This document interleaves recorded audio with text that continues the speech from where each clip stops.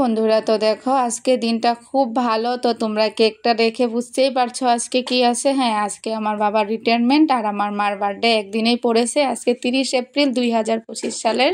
আমি সকাল সকাল উঠে ঝটপট করে ফার্স্ট টাইম বাবার কেকটা বানিয়ে নিলাম, তারপর মার বার্থডের জন্য কেক বানালাম। যখন আমার কেক পুরো রেডি হয়ে গেছে তখন আমার মেয়ে এসে দেখো কালারফুল স্প্রেগুলো মেরে দিয়ে একদম কালারিং করে ফেলেছে আর বলছে কেকটা আমি বানিয়েছি, দিদাকে বলবে কিন্তু। আমি ঠিক আছে বলবো। তারপর দেখো আমি কি কি রান্না করলাম। তো ছোলা আলু আর পনির দিয়ে আমি ঘুগনি করেছি, কারণ আমার বাবা খুব ভালোবাসে। তারপর আমি খেজুরের গুড়ের পায়েস করেছি, কারণ আমি তো মা বাবাকে আর কিছুই দিতে পারি না। আমার সাধ্য অনুযায়ী আমি যতটুকু পেরেছি আমি করেছি। তারপর মেয়েকে স্কুল থেকে এনে ঝটপট করে সব পেকিং করে নিলাম। তো দেখো কেকগুলো সুন্দরভাবে পেক করে নিয়েছি। তো হঠাৎ করে যাওয়ার পথে এই আনন্দর মুহূর্তে একটা দুর্ঘটনা হয়ে গেল। আমাদের অ্যাক্সিডেন্ট হয়ে গেল। যে গাড়িটাতে যাচ্ছিলাম গাড়িটা উল্টে গেল।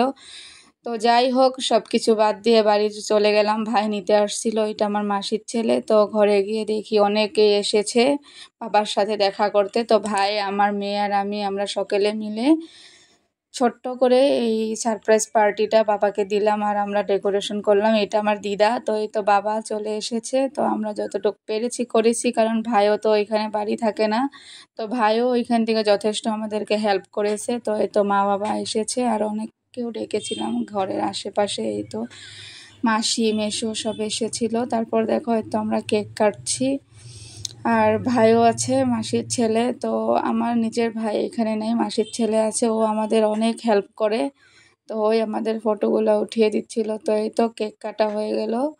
জানো তো বন্ধুরা, মা বাবা আমাদের জীবনে অনেক কিছু করেছে। মা বাবার ঋণ কোনোদিনই আমরা শোধ করতে পারবো না, কিন্তু ছোট ছোট মুহূর্তগুলো যদি আমরা মা বাবার এই ধরনের সেলিব্রেশন করি খুব ভালো লাগে। তো তোমরাও করবে, কারণ মা বাবাই আমাদেরকে জন্ম দিয়েছে, মা বাবাই আমাদের ভালো মন্দ দেখে। কারণ মা বাবার থেকে পৃথিবীতে আপন আর কেউ নেই। মা বাবাই তোমার দুঃখ হোক কষ্ট হোক মা বাবাই দেখবে। আর একমাত্র মা বাবাই আমাদেরকে বুঝে, অন্য কেউ বুঝে না। তো দেখো আমরা খুব মজা করলাম, কেক কাটলাম।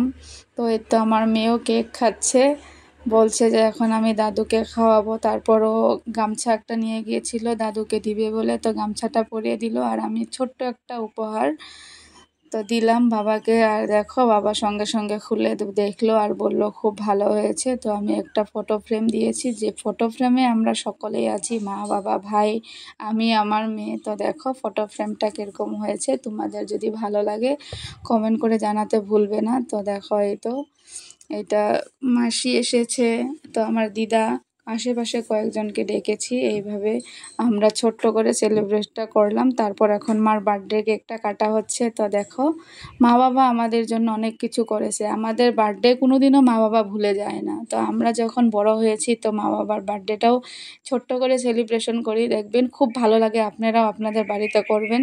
তো এই তো আমার মা কেক কাটলো, তো আমরা এভাবে কেক কাটলাম, মজা করলাম, অনেক কিছু খাওয়া দাওয়া করলাম, সেলফি উঠলাম। তো আমার দিদাও আছে এইখানে, দিদাও মজা করছিল। তো আমরা দিদার বার্থডেটা করতে পারি না, কারণ দিদার বার্থডে ডেটটা তো আপনাদের জানা নাই। কিন্তু দিদাও দেখো কি সুন্দর মাসির সাথে ভিডিও কলে আমাদেরকে দেখাচ্ছিল, মজা করছিল। তো সকলের সঙ্গে এভাবে মজা করলে, ছোট দিনগুলো এভাবে সেলিব্রেট করলে, আর আমি এই জন্য সবগুলো ভিডিও করে তুলে ধরে রেখে দিচ্ছি, কারণ এইসব হয়তো কোনো দিন দেখলে আমাদের খুব ভালো লাগবে। আর যারা যারা এভাবে নিজেদের মা বাবার বার্থডে, রিটায়ারমেন্ট বা ছোট্ট ছোট্ট মুহূর্তগুলো এভাবে করো, পার্টি বা সেলিব্রেশন, দেখবে মনটা কত ভালো লাগে। তো দেখো দিদা একদম মন খুলে হাসাহাসি করছিল, মাসির সাথে ফোন করে করে আমাদেরকে সকলকে দেখাচ্ছিল। তো মা দেখো কেক কেটে সকলকে এক এক করে খাইয়ে দিল। তো খুব ভালো লাগছিল, আমাদের জন্য মা কত কিছু করছে আগে। তো দেখো সকালবেলা পরের দিনে তো আমরা ভাই আমি আমার মেয়ে সকলে এভাবে খাওয়া দাওয়া করলাম। খাওয়া দাওয়া করে ভাই চলে গেল, ভাই তো নওগাঁওতে পড়াশোনা করে নওগাঁওতে চলে গেল। আর আমরা চলে আসলাম বাড়িতে, কারণ মেয়ের তো স্কুল আছে, স্কুল খুলে গেছে। তো আমরা সকাল সকাল উঠে খাওয়া দাওয়া করে বাড়ি চলে আসলাম। তো টাটা, সবাই ভালো থাকো, সুস্থ থাকো। আর আমার ভিডিওগুলো সবাই দেখো, কমেন্ট করো, লাইক করো, শেয়ার করো। Bye bye.